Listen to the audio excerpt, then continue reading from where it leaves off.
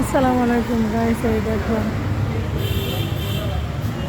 এই যে হচ্ছে দোকানের ডেকোরেশনের কাজ চলতেছে। এখানে ট্রায়াল রুম হবে। এই যে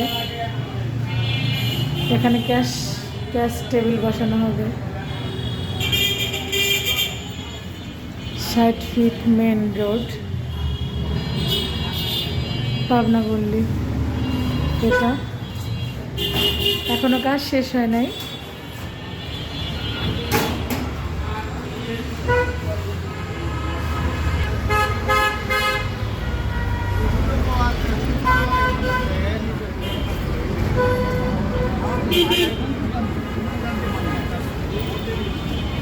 আশেপাশেও দোকান আছে অনেক সুন্দর। তো এই যে আমার বাইকটা।